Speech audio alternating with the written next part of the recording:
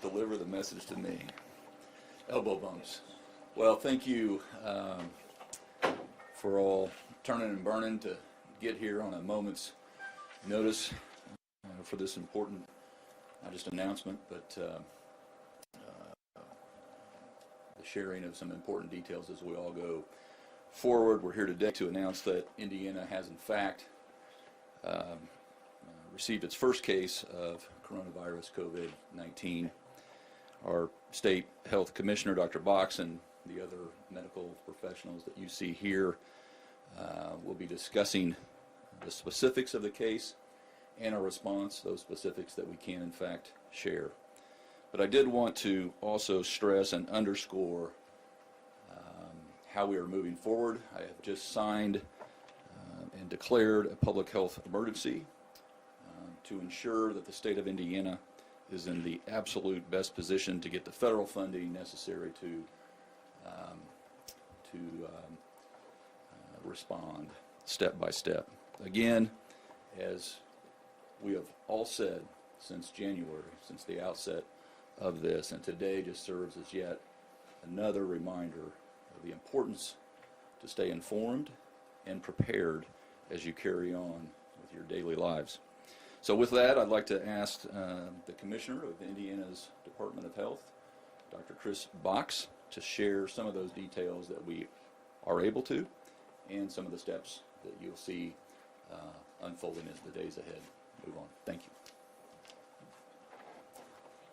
Thank you, Governor. Good morning, and thank you for coming on such short notice today. We're here today to announce the first presumptive positive case of COVID-19 in the state of Indiana. The patient is an adult who recently traveled to Boston and had contact with individuals at an event last week where positive cases have been identified. This individual is currently in isolation, and there is no ongoing risk to the public. With the global spread of COVID-19, the question has never been if Indiana would get a case, but when we would see one. We have been preparing for this possibility, and I want to stress that this is an isolated case at this time. I also want to commend this patient, Community Hospital North, and the Marion County Public Health Department for their swift actions in this matter. The patient and the hospital did everything possible to limit the risk of exposure to other individuals.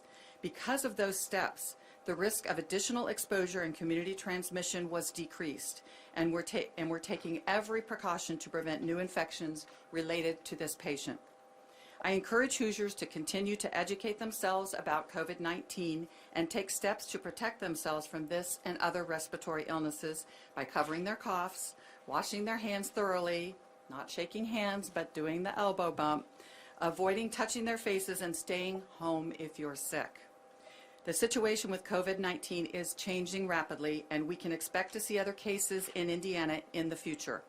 As this case demonstrates, we are prepared for that possibility, and we will deploy all steps needed quickly to protect Hoosiers. We have spoken with the governor, as you can see this morning, and he has declared the public health emergency. This will help to not only alert Hoosiers to be on heightened awareness for this, but as the governor says, will allow us to make sure we have access to the resources that we need. Also, Dr. Kane from the Marion County Health Department would like to make a few comments, and then Dr. Yaletti and Dr. Ledyard from Community Hospital North will walk us through how this was managed at the hospital. Thank you, Christina. Governor. For the past month, the Marion County Public Health Department and the Indiana State Department of Health, we've been preparing for this potential spread of the COVID-19 to our community. And I can honestly say, I think, Christina, I don't know that I talk to you every day, but I definitely talk to you every other day. Every night. And evenings. So we've been working very closely during this time to help prepare and respond as necessary.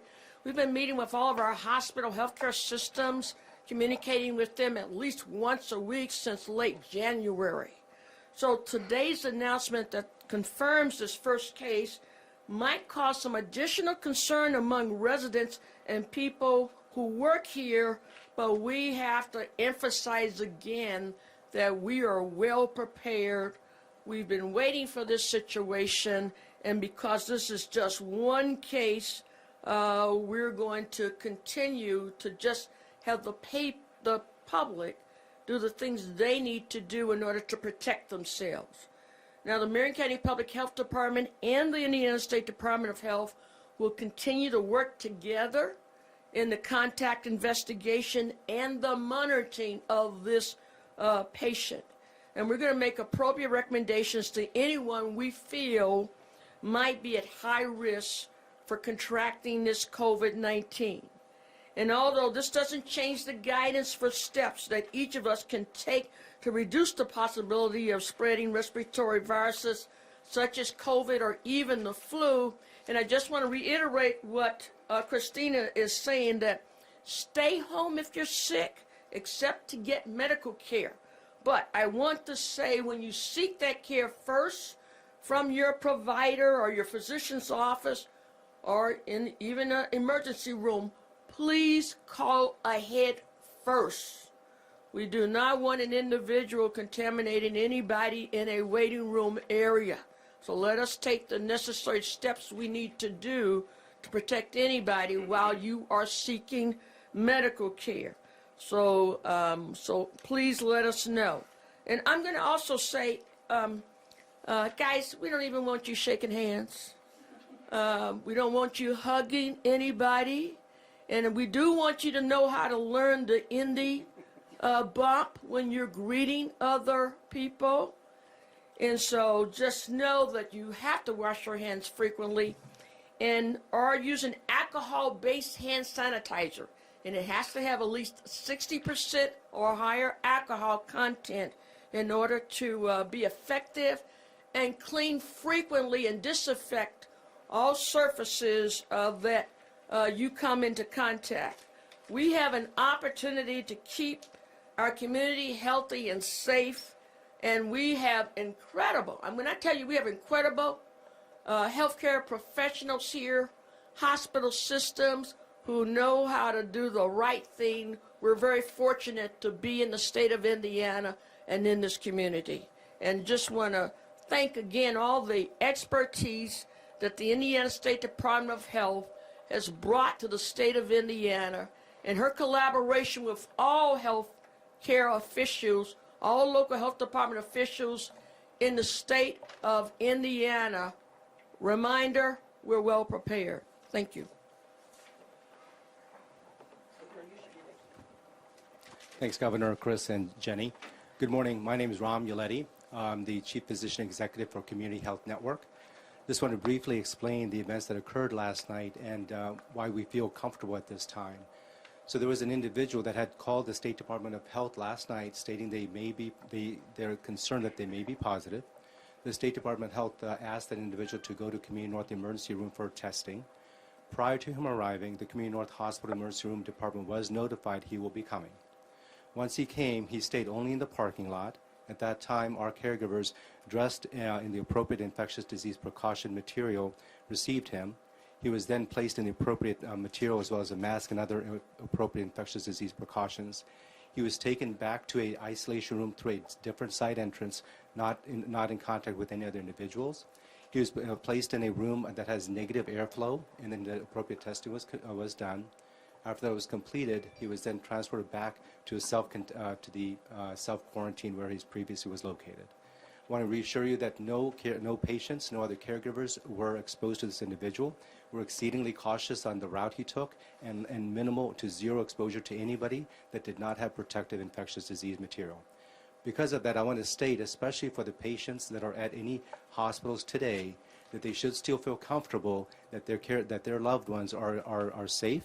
There's no risk of them getting infected right now, and we would reassure that all patients at this time, we do not see any evidence for any spread of this. Thanks very much actually to the prompt response of the State Department of Health notifying us, and so that we could take the appropriate precautions. I do want to also underscore what Jenny was saying, is that all of us, all healthcare professionals, have been planning for some time. Again, as she noted, it was a matter of when, not if. With that, we feel very comfortable. We have everything prepared to do the best we can to handle these situations. The most important thing I would re-stress what Jenny was saying is not to panic. It's also very important to understand that wearing a face mask is not going to reduce your risk of infection. Face masks are for people who we consider may be potentially infected. General people, population like ourselves, will not benefit from face masks. The most important thing you can do is very frequent hand washing and minimize touching your face. But face masks there's a limited supply, so I don't want people trying to rush out finding those. Those are meant for the patients who possibly be infected. Again, I want to reassure you that the hospital is doing everything they should, and the risk to patients right now is minimal. I'd like to introduce my colleague, Dr. Robin Ledger, the Chief Medical Officer for Community Health Network as well. Thanks, Ram. Thanks, Jenny. Thanks, Chris, and thanks, Governor. I just want to stress and close with saying that, as Dr. Yaletti said, we feel that Community Hospital North is in good hands. We have not infected any caregivers. What I'm going to close with is reminding the public that these are the symptoms that we want you to look for, to think about if you feel you've been exposed to COVID-19.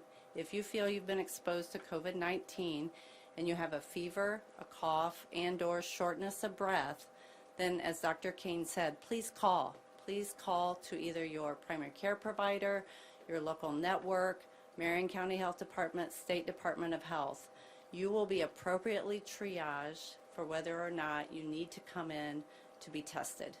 It's so important right now that we as a public band together to make sure that we support each other, treat each other, but also understand the nuances with COVID-19.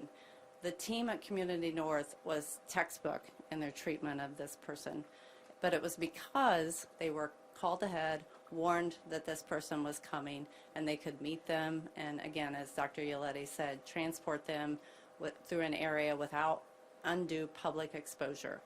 So we have to get the message out from a public health perspective of how we treat this disease, not where you just rush into a site of care, but call. If you are concerned that you've been exposed and you have the associated symptoms, please call first.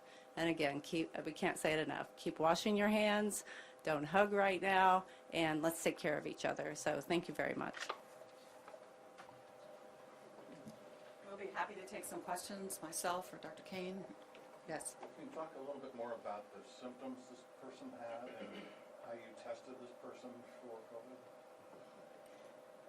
Certainly, this individual had developed some very mild symptoms, actually. I think a sore throat, low-grade temperature, 100 point something, and the individual also was developing a little bit of a cough, and realized, because he had received information from the individual's work, that there may have been an exposure, was watching for those symptoms.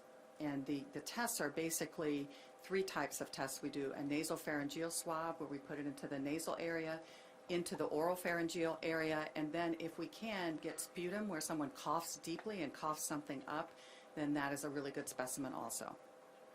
Dr. Box, where is the patient from and how old is he? The individual is a Marion County resident, and it's an adult.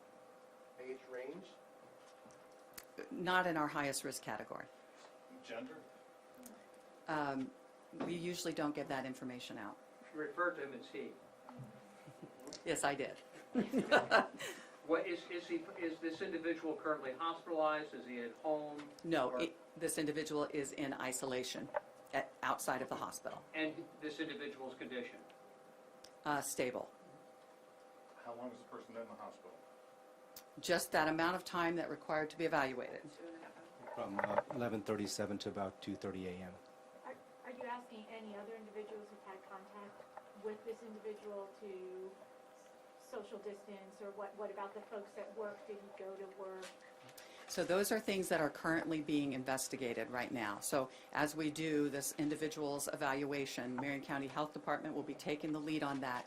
And those are the questions. You know, what flight did you fly in on is very important. Where were you staying? Who did you have contact with? Did you go to school? Are there children or other individuals in the home that could have been exposed? And those are the things that Marion County Health Department will be following up on very closely. Was the patient in Boston on business at a conference or there for personal reasons? Was associated with a conference out there. Did not go to the conference, but is a contractor that works closely. How long was he in Indiana for after his trip to Boston? Individual returned to Indianapolis on the 4th, Wednesday the 4th. Did he expose any of his family members? That is still being under investigation at this point in time. Do you have any quarantine being tested for the coronavirus? So we, at the State Department of Health, have tested a total of 12 individuals at this time, and we are monitoring about 35 individuals. But they are all quarantined. They are none of them sick. The only positive test we've had is the one we are telling you about today. Who does the patient work for? I don't normally give out that kind of private information about an individual. Is he at home right now or still in the hospital? Not in the hospital, but under isolation. At home? He is just in self-isolation at this point in time. You said you tested 12. Is that totals, or is that 12 in relationship to this specific? No, this 12 total so far.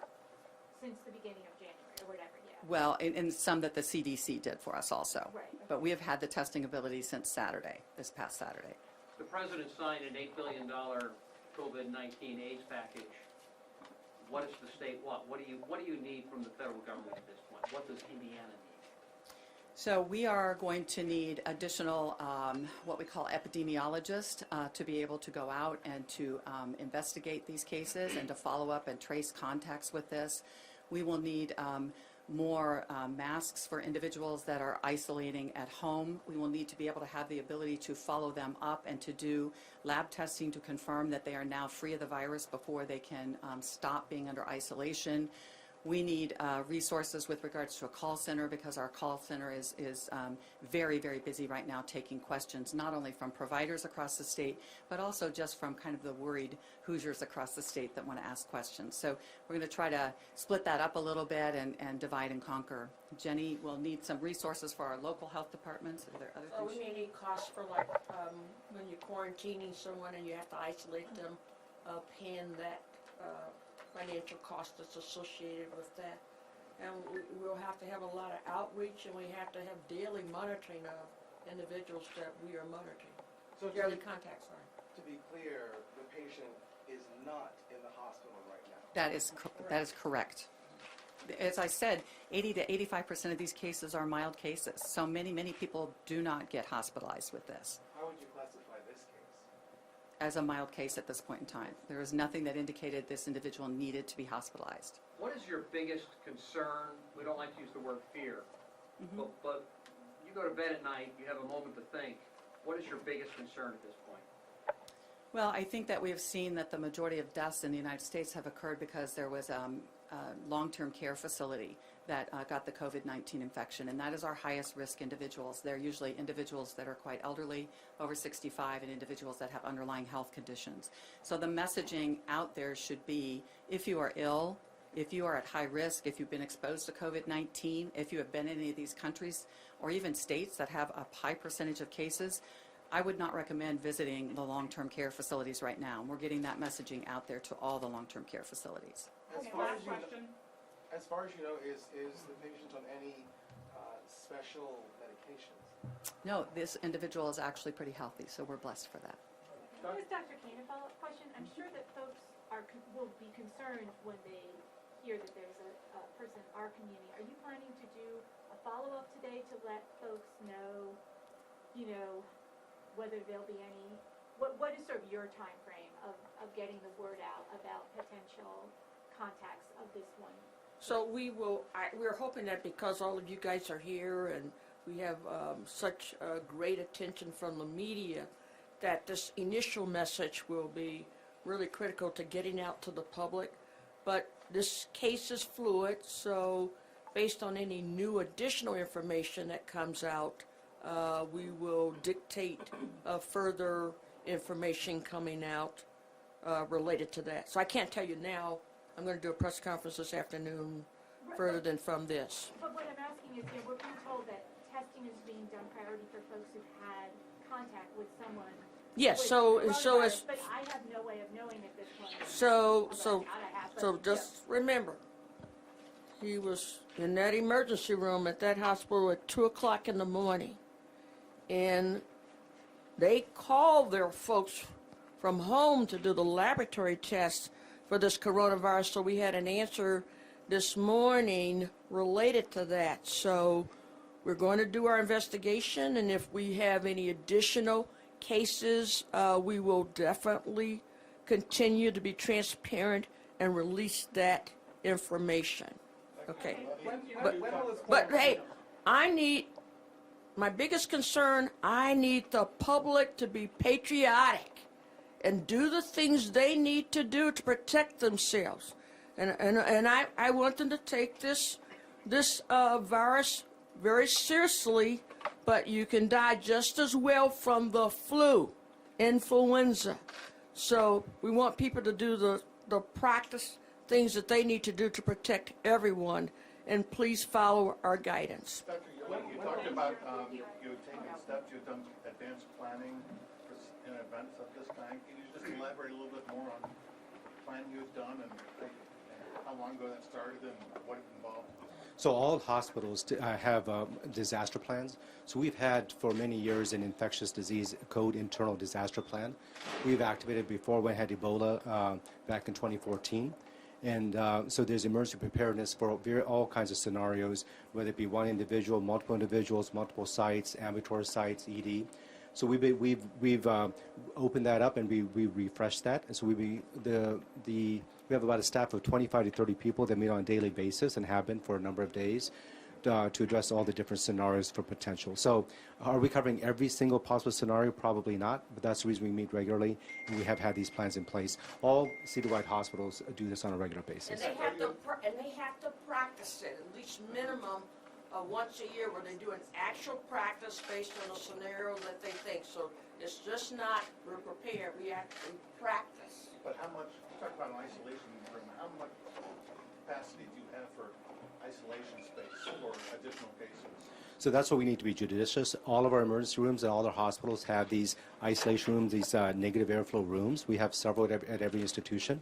At some point, we may reach a capacity, so we actually are doing disaster planning where we may need to isolate specific wings of a hospital or do other potential ways of increasing capacity. Right now, we have ample isolation, but if it indeed becomes significant, we have disaster plans in place, again, for different wings or other options at all the hospital sites. And again, I want to reiterate that every hospital has these same contingency plans.